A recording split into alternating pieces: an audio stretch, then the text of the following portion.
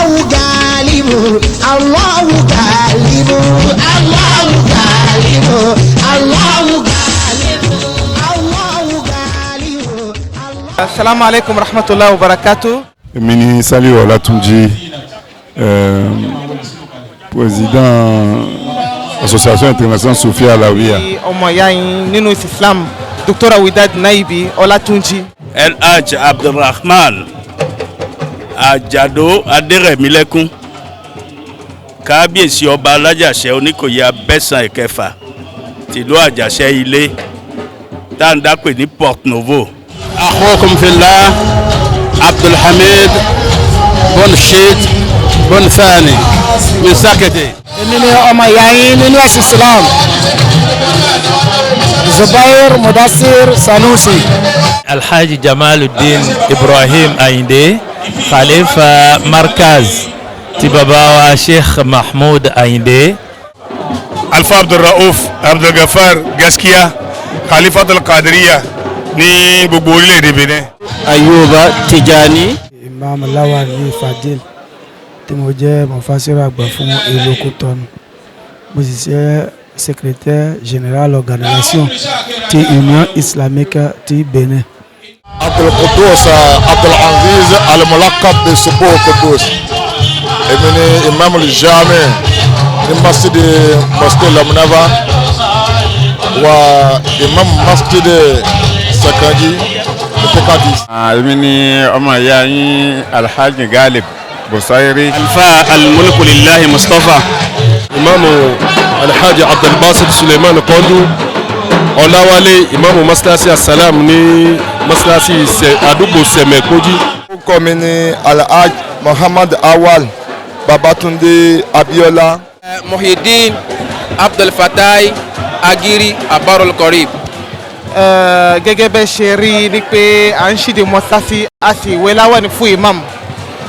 Àwọn tó gbé ètò náà kalẹ̀ ètò mọ́sáàsì wọ́n gbé kalẹ̀ fún ìyá wọn tó ti wọlé lọ Ajá Mutiatu Àgbàgbẹ́ ya akọ mi.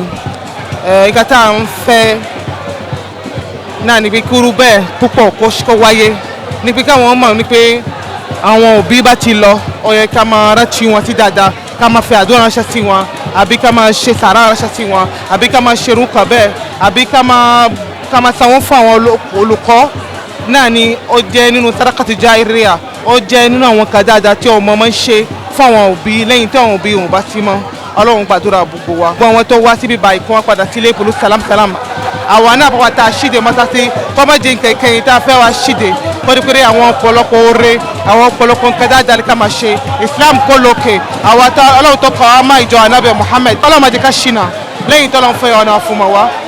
Ìfẹ́ tá a ní sí Ànábì Muhammad kí ìfẹ́ náà kó kárí gbogbo umma Islamiyya. Family Olatunji là ń ṣí mọ́sálásí lónìí. Ọlọ́run kò ṣe ní iṣẹ́ àgbẹ̀yìntúnṣe bí tí Ọlọ́run ti ṣe ọlọ́mọ àgbẹ̀yìn tó ń ṣe kó ṣe ọmọ tiwa náà bẹ́ẹ̀. Mọ́sálásí ta kọ́ ibà yìí kí Ọlọ́run kó gbà ní iṣẹ́ ládá tí ó sì ṣe ní ìpẹ̀ṣẹ̀ rẹ̀ fún ìyá wa àti gbogbo àwọn òkú wa onídìílé ìyá nídìílé bàbá àti gbogbo àwọn ìmáàmù tí wọ́n ń ṣiṣẹ́ tán jagun ẹ̀sìn tí a fi bá Islam pẹ̀lú salam kọ́lọ́hún ṣe àwa náà ní ohun tí ó wúlò ká wúlò fẹ́ yára wa ká wúlò fún ìjọ Ànábì Muhammad ká wúlò fún gbogbo àwọn ọmọ Ànábì Ádámà. Àwọn èèyàn méje kan bẹ tó bá di jọ́ gbẹ̀ngàn àlìkìyàmà wọ́n máa bẹ lẹ́nu ọ̀nà Ọlọ́run, wọ́n máa wá bẹ lábẹ́ ìbòjì ẹ̀. Ẹlòmíì kò ní sí ìbòjì mímọ́ àyàfi ẹni tí bá ń bẹ lábẹ́ ìbòjì nì. Àkọ́kọ́ nínú àwọn wọn ni Ànábì fẹ́ kà fún wa kí ló ti wí? Ó ní imamun adilun. Imamun adilun. Ìmáàmù onídéédé. Ànábì fi gbàgede sí Allah. Tí Ànábì bá fi sọ pé ìmáàmù onídéédé, ajá sí pé ìmáàmù kejì wà. Èyí tó dájú ni pé ń ta jòkó ń tutorí rẹ̀ lénìí iná ni ìwé láwàní fún bàbá wa Chief Imam Muhammad Shakir tó já sí pé láàrin wa tẹ́lẹ̀ èèyàn pàtàkì ni wọ́n ọlọ́run dákun kó bá wa fún wọn ṣe kó má jẹ́ kí wọ́n ṣìṣe kó fiṣẹ́ náà kó fi rọ̀ wọ́n lọ́rùn ọlá la ilaha illallah ọlá nàbí lọ́dọ̀ ọlọ́run. àti gbogbo fàmí tó yíká látòjì a kú oríire tòní awábí láti wá ṣiṣẹ́ ọlọ́run ńlá àníkàwá mọ́sálásí náà dáhùn wòye. ذلك من شعائر الله ومن يعظم شعائر الله فإنها من تقوى القلوب. bí o bá jẹ́ bẹ́ẹ̀ òní jẹ́jẹ́ ọṣẹ́ tí o sáyé ẹsẹ̀ sì wá pé nítorí kíni nítorí pé o tẹ́ ẹ̀pẹ̀ wá sí torí ẹ̀ ká wá òun náà ní ilé ọlọ́run ó tó gbé ẹ̀ dìde láti wá bí a fẹ́ ṣí ilé ọlọ́run kí ọlọ́pàá kó dáàbò eléyìí. Dear viewers, we are presently with Fadilatul Sheikh Abdul Hamid. He's the director of Markaz Saketo of Benin Republic. So we are here at Port Novo here. May Almighty Allah be with him. ní báyìí a wà ní ìlú Àjàṣẹ́ ní Republic of Benin níbi tí a ti ń ṣe ayẹyẹ ìṣí mọ́sálásí tí wọ́n gbórúkọ ẹ̀ ní Olúwaṣèyí ní àdúgbò kan tí wọ́n ń pè ní Davie ní òní ọjọ́ kejìdínlọ́gbọ̀n oṣù àkọ́kọ́ ọdún 2021 ní kápẹ́ oṣù àkọ́kọ́ ọjọ́ kejìdínlọ́gbọ̀n ẹ̀ àìsímọ́sáṣí ẹ̀ lónìí ní àdúgbò Davie ní Àjàṣẹ́. هل يمكن أن تقدموا نصيحة ولو بكلمة للإمام الجديد حول الإمامة؟ bí n bá ní gbólóhùn kan tí ń sọ ìmáàmù mọ̀sùlùmí ńlá ni ẹrù ńlá sì ni àmánà sí ni o ti ń tọrọ ọ̀rọ̀ imam o ní pé ó di ọ̀rọ̀ yẹn fún kó ṣe déédéé tí bá ti ń ṣe déédéé tẹ́lẹ̀ kó tó múra sí kó ṣe déédéé kó sì ṣòdodo kó sì páyà Ọlọ́run kó bẹ̀ Ọlọ́run lórí àwọn jàmá ẹ̀ kó páyà Ọlọ́run kó bẹ̀ Ọlọ́run lórí wá sí ọmọ ṣe fún wọn bákan náà àmánà ó wà lọ́wọ́ kó ní alákọ́wà àmánà kó sì ní ọ̀pọ̀lọpọ̀ sùúrù la fi ń ṣe aṣíwájú hikima ká ní ọgbọ́n ká lóye ká máa ru ọ̀rọ̀ jinlẹ̀ ká tó máa sọ ó yẹ kó lọ́wọ́ àtúnṣe láàrin àwọn jàmá ó yẹ kó mọ̀ kó bá jẹ́ kí ìjà wà láàrin jàmá tá èdèwédè bá wà láàrin wọn kó tíráyì láti rí pé òun ṣètò èdèwédè tó wà láàrin wọn ni Ọlọ́run yóò fún ṣe iṣẹ́ pọ́ mẹ́lẹ́ṣẹ́ mẹ́mù mọ́sálásí kì í ṣe káàkiri nìkan ní mọ́sálásí ní mọ́sálásí ọ̀rọ̀ ẹ̀sìn pọ̀ dáńtẹ̀ mọ́sálásí ọ̀rọ̀ ẹ̀sìn pọ̀ dáńtẹ̀ mọ́sálásí ara ẹ̀ náà ni àwọn ìdánilẹ́kọ̀ọ́ tó máa ṣe àwọn alukóran tó máa kọ́ àwọn ọmọ àwọn wáàsí tó máa ṣe àwọn kótó àti wọn ṣe gbogbo ẹni tí ò bá sí ní mọ́sálásí kò sáǹfààní ń bẹ̀ mọ́sálásí ò sí fún ìrun nìkan á kírun á ti owó tó bá á sì tún ṣe àwọn ìdánilẹ́kọ̀ọ́ lóríṣiríṣi Ọlọ́run ó fún ṣe Ọlọ́run ó sì gbà fún wa. Merci beaucoup à vous. ní lásìkò alápapọ̀ Ọlọ́run oníjọ́ bàjẹ́ onírẹ ìmáàmù tí ó fẹ́ joyè bẹ́ẹ̀ onírẹ àwọn òṣìṣẹ́ bẹ́ẹ̀ onírẹ àwọn àti àkókò wa tábìlì lónìí pátákó onírẹ nìkan nínú wa ní láti yá ké lórúkọ ìnira ìsàlẹ̀ ìbẹ̀rẹ̀ bismillahir rahmanir rahim. àwa bílò ní láti wá ṣe mọ́ṣáláṣí láti ti wé láwàní fún ìmáàmù wa Ṣakira Yọ̀gù gbogbo náà ni à ń ṣe lọ yìí ọlọ́mọṣà fèrè sí. Àjàṣẹ́ Ọ̀gùn Port Novo. Cette trilogie qui marque la symbiose qui règne entre les membres de cette communauté. Ce jour, nous sommes en train de procéder à l'inauguration de la mosquée Olúwaṣèyí.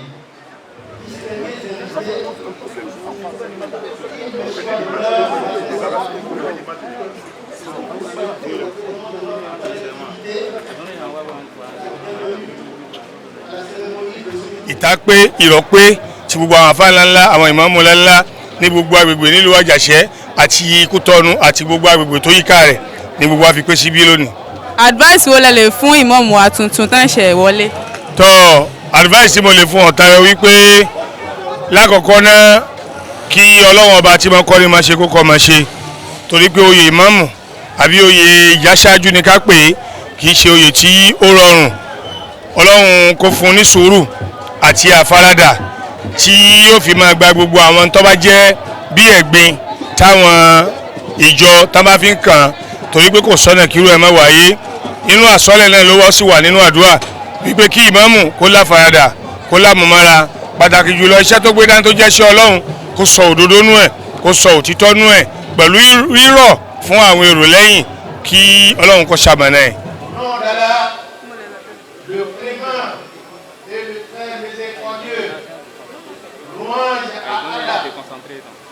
Seigneur des mondes, qui nous a gardés jusqu'à ce jour heureux de joie pour l'ouverture de cette mosquée dite Olúwa Ṣèyí, Olúwa Ṣèyí au quartier Janvier. Mo jẹ́ ọ̀kan nínú àwọn olùkọ́nilẹ́kọ̀ọ́ ní Université Abomey Calavi ní département de la langue arabe tí à ń pè ní Ilasi. Mo wá síbi ayẹyẹ ìwé láwàní fún àfà Ṣakiru Ayogo kí Ọlọ́run ọba ó fi àlùbáríkà sí i. Tí ọjọ́ kan nínú àwọn ọmọ kéwú bàbá wa tí wọ́n jẹ́ president Union Islamic ní erilẹ̀ Benin tí wọ́n sì ń jẹ́ imam central ní ìlú Àjàṣẹ́ tí a wà nú ẹ̀ yìí kí Ọlọ́run ọba kọjọ́ kí á rí ẹ̀mí bàbá náà pẹ́ àfà wa Ṣakiru yìí kọ́lọ́n kọjọ́ kí oyè náà máa lórí àwa náà tá a sì ń jẹ́ àfà fún wọn Ọlọ́run jẹ́ alájọṣepẹ́ mọ́wájọ́ máa lórí tí wọ́n gbogbo àwọn tó kù bẹ́ẹ̀ láwọn ọmọ kéwú náà Ọlọ́run kó sọ wọ́n di ìmáàmù kó sọ wọ́n dà àfà ńlá.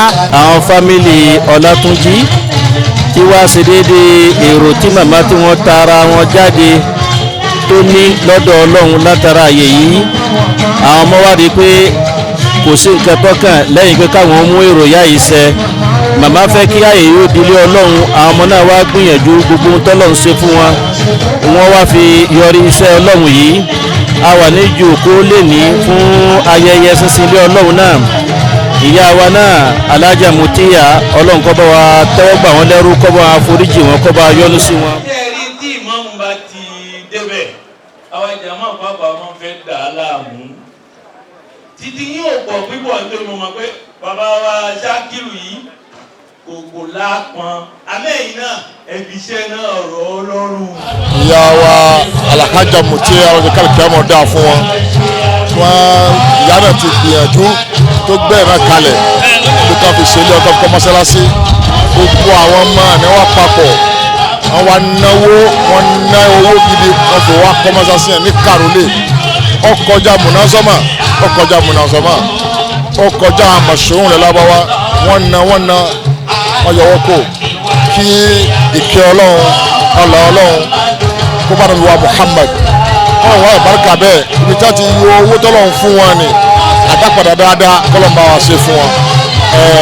àwọn ìmáàmù wa tí wọ́n fẹ́ fi ṣọ̀gbọ́n mọ́sáàsì náà láti máa kí wákàtí márùn àti jímọ̀ náà ni àwọn sheikh wa Alhaji wa Shakir Ayogo àwọn ni wọ́n fi jẹ ìmáàmù jami táwọn láàánú fún wọn níbi tá a wà yìí wọ́n máa kí wọn jẹun ẹ báwo mọ́sáàsì ṣẹ̀bíẹ́ Karole ó ti jẹ́ nǹkan tó wú ọ̀pọ̀lọpọ̀ àwọn olówó àwọn alálẹ́gbẹ́ káwọn náà máa ṣe ilé yìí yóò máa wá jẹ́ ìkẹ́ wọ́n fi tẹ̀lé ọ̀rọ̀ bàmú wọn pé ahabbul biladi masajiduha wa abgadul biladi aswaquha wọ́n wá sọ àyè yìí wọ́n á sọ ọ́ di àyè tí Ọlọ́run bá máa nífẹ̀ẹ́ sí gbogbo ìgbà kọ́lọ́n bá wa ṣe àyè náà bẹ́ẹ̀ àti ọdún màkínú bẹ́ẹ̀ kó wá fáwọn náà ṣe kó lọ́rẹ̀ mi gbogbo àwọn ọmọ Alhaja Mutiya Ọlátúnjí ọlọ́run mi lọ́dọ̀ Ọlọ́run.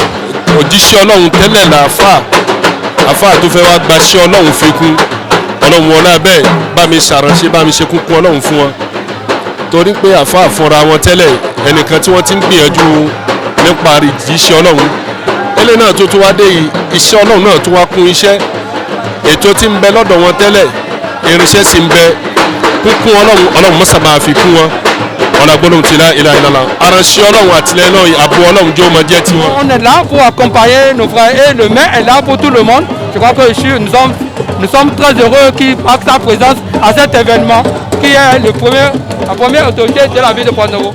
dandan ni kí a wà ń bíbá ilé ni nítorí alákọ̀ọ́kọ́ ọba Alájàṣẹ́ mùsùlùmí ni ẹlẹ́kejì ṣe sì wá rí ọba gbogbo àwọn ọmọ àjàṣẹ́ àwọn ọmọ ẹ̀ ni ọba kì í yà àwọn ọmọ ẹ̀ ọba kì í yà àwọn ọmọ ẹ̀ kì í ṣe pé ìgbà tó jẹ́ mùsùlùmí tí àwọn kan jẹ́ christian àbí táwọn kan wà nínú ìṣẹ̀ṣe náà ni ó pa àwọn kan tì ló máa wá tẹ̀lé àwọn kan ọba kì í yà àwọn ọmọ ẹ̀ mọ́sálásí tuntun ni wọ́n kọ́ wọ́n sì fẹ́ ṣí mọ́sálásí yẹn ni ó di dandan pé ká wà níbẹ̀ ká lè súre fún ìmáàmù tuntun tí wọ́n gbé nítorí ìmáàmù tuntun ó ti di dandan pé kó máa ṣiṣẹ́ pẹ̀lú wa àwọn ìkan ènìyàn ní tó bá aláwùrà Allah olórí ọ̀fẹ́ láàánú jùlọ lérí àwọn ẹrú rẹ̀ tó yàn gẹ́gẹ́ bí orí. ìwé lọ́wọ́ ní fún ìmáàmù wa tí wọ́n máa bá wa darí ìrun nínú mọ́sálásí náà òun ni ó gbé wa wá síbí láti fi káwọn náà wá bá wa nípe nínú ìjókòó ẹni kí Ọlọ́run bá fi àlùbáríkà sí. Ọlọ́run ní bí yẹn bá kọ́ mọ́sálásí òun kọ́ ilé tó da kalẹ̀ fún tọ̀ òun lọ́gbàlejẹ́ náà. tí mo jẹ́ président association islamique Ansarudeen ti orílẹ̀-èdè Benin lọ́jọ́ tèní tí à ń ṣí mọ́sálásí Olúwaṣeyì ní deuxième arrondissement de la ville de Porto-Novo tí mọ́sálásí àwọn ọmọ bàbá wa Ọlátúnjí tí à ń wé láwà ní ìjẹ́ ìmáàmù fún àfáàwọ̀ olùkọ́ wa Muhammad Shakir Ajado tí wọ́n di ìmáàmù ní mọ́sálásí náà lénìí kọ́lọ́hún kó dákun kó tẹ́wọ́ gba mọ́sálásí náà lọ́wọ́ àwọn tí wọ́n kọ́ kó gbà lẹ́sìn kó sì gbà ní bàdà fún wọn. Assalamu alaikum warahmatullahi wabarakatuh. A wà níbi program àfàwà Shakirudeen Ayọ̀gbò níbi fífi wọ́n joyè imam. Thank you our viewers ládùúgbò Davie ní Porto-Novo, Benin Republic. Keep watching us, Yayi TV. Aṣáájú sùúrù ni máa ń ní. Aṣáájú sùúrù ni máa ń ní. Aṣáájú ò rí nǹkan bí ẹni tí ò rí ló sì gbọ́ bí ẹni tí ò gbọ́ nítorí pé ó ní láti kó ìjọ ní ìjọ ẹ̀ ó ní láti kó jọ ní ìjọ yìí báyìí ò ní láti dàrú kò yí nísìn ọ̀nà tí ó fi ní sùúrù ni ẹ nítorí sùúrù ni bàbá ńlá ìwà. Vous voyez, dans la situation comme ça, il est normal que nous prions pour le pays.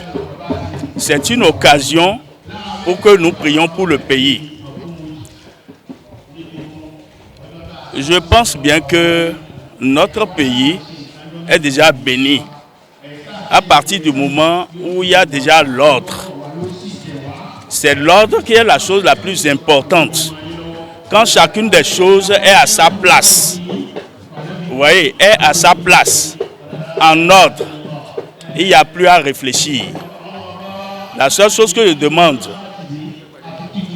à notre chef d'État, qu'il ait une longue vie, une santé vigoureuse, pour atteindre les objectifs, ses ambitions, pour que le pays soit en bonne santé et pour que toute la population puisse un jour se dire « nous sommes contents ». Parce que c'est le contentement du cœur qui est la chose la plus importante. Vous voyez, il fait de bonnes choses, mais il faudrait que les cœurs s'apaisent. Et je prends Dieu à témoin et je prie à partir de cet instant que les cœurs de tous les Béninois s'apaiseront, se calmeront et ils connaîtront la paix. Cette paix durable que nous avons tant souhaité. Ainsi soit-il.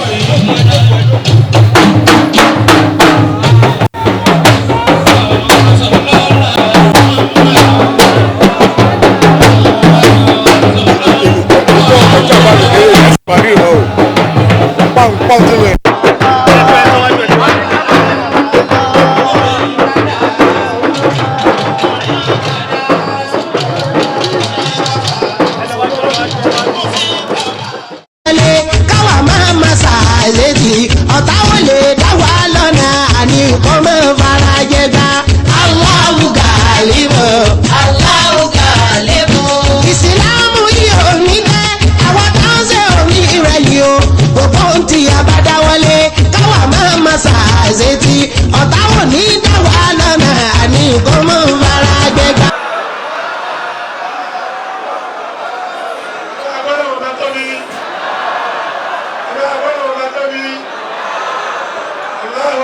كبيرا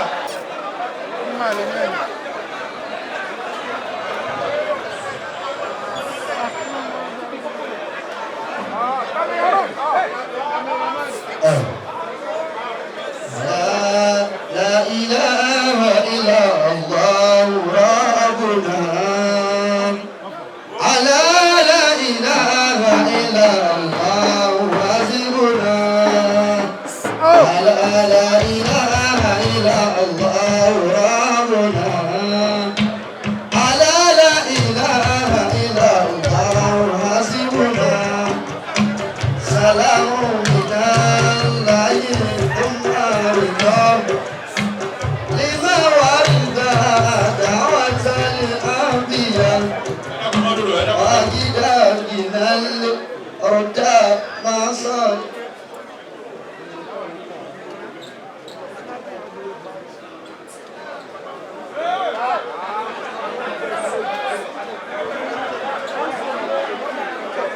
Kọ́mọ́dọ̀ tutù kọ́mọ́dọ̀ rí fífọ́. Kọ́mọ́dọ̀ tutù kọ́mọ́dọ̀ rí fífọ́. Láwa ní ìtàn ìfàdí ṣàkírò. Kọ́mọ́dọ̀ tutù kọ́mọ́dọ̀ rí fífọ́. Kọ́mọ́dọ̀ tutù kọ́mọ́dọ̀ rí fífọ́. Kọ́mọ́dọ̀ tutù kọ́mọ́dọ̀ rí fífọ́. Ẹ bá wí kọ́mọ́dọ̀ tutù kọ́mọ́dọ̀ rí fífọ́. Kọ́mọ́dọ̀ tutù kọ́mọ́dọ̀ rí fífọ́. Láwa ní ìtàn ìfún mámú ṣàkírò. Kọ́mọ́dọ̀ tutù kọ́mọ́dọ̀ rí fífọ́. Láwa ní ìtàn ìfún mámú ṣàkírò. Kọ́mọ́dọ̀ tutù kọ́mọ́dọ̀ rí fífọ́. Báwí kọ́mọ́dọ̀ tutù kọ́mọ́dọ̀ rí fífọ́. Kọ́mọ́dọ̀ tutù kọ́mọ́dọ̀ rí fífọ́. Wọ́n tó bá fẹ́ ti ṣàkírò kọ́mọ́dọ̀ tutù kọ́mọ́dọ̀ rí fífọ́. Kọ́mọ́dọ̀ tutù kọ́mọ́dọ̀ rí fífọ́. Láwa ní ìtàn ìfàdí ṣàkírò. Kọ́mọ́dọ̀ tutù kọ́mọ́dọ̀ rí fífọ́. Ọlálára ní ìmáàmù Òṣèfà. Kọ́mọ́dọ̀ tutù kọ́mọ́dọ̀ rí fífọ́. Ọlálára ní ìmáàmù Òṣèfà. Kọ́mọ́dọ̀ tutù kọ́mọ́dọ̀ rí fífọ́. Kọ́mọ́dọ̀ tutù kọ́mọ́dọ̀ rí fífọ́. Kọ́mọ́dọ̀ tutù kọ́mọ́dọ̀ rí fífọ́. Kọ́mọ́dọ̀ tutù kọ́mọ́dọ̀ rí fífọ́. Kọ́mọ́dọ̀ tutù kọ́mọ́dọ̀ rí fífọ́. Ọlálára ní ṣéyìn àlímí. Kọ́mọ́dọ̀ tutù kọ́mọ́dọ̀ rí fífọ́. Ṣéyìn àlímí inú lè lọrin. Kọ́mọ́dọ̀ tutù kọ́mọ́dọ̀ rí fífọ́. Ọlálára ní bàbá lónìí gbóná. Kọ́mọ́dọ̀ tutù kọ́mọ́dọ̀ rí fífọ́. Ọlálára ní àfà ńlá. Kọ́mọ́dọ̀ tutù kọ́mọ́dọ̀ rí fífọ́. Ọlálára ní ṣéyìn àdámọ̀. Kọ́mọ́dọ̀ tutù kọ́mọ́dọ̀ rí fífọ́. Ọlálára ní Màmújà Àdìdò. Kọ́mọ́dọ̀ tutù kọ́mọ́dọ̀ rí fífọ́. Ọlálára ní Ìmáàmù Òṣèfà. Kọ́mọ́dọ̀ tutù kọ́mọ́dọ̀ rí fífọ́. Àmì ọlálára ní ṣéyìn Kàmádì. Kọ́mọ́dọ̀ tutù kọ́mọ́dọ̀ rí fífọ́. Wọ́n ní ìwé láwà ní. Wọ́n ní ohun tá a bá òkọjá wípé gẹ́gẹ́ bí ayẹyẹ àgbọ̀dọ̀ wé jálẹ̀ báyìí. Wọ́n ní ẹ̀yin tẹ́ ṣiṣẹ́ yìí ẹ̀yin onísábàbí wọ́n ní agúnyán sanyán ni yín tí kìí bẹ̀rù òkèlè. A ní bàbá ìmáàmù àgbà président de l'Union islamique du Bénin. A ní àṣẹ bẹ́ẹ̀ orúkọ bẹ́ẹ̀ ohun bẹ́ẹ̀ náà ni àwọn fi wé láwàní yìí. Wọ́n ní gbogbo ẹ̀yin àgbàlagbà tẹ́m̀bẹ̀ ń kalẹ̀ káwọn tó gbé àlìkímbà sí wọn lọ́rùn. Wọ́n ní ẹ san owó rẹ̀ náà.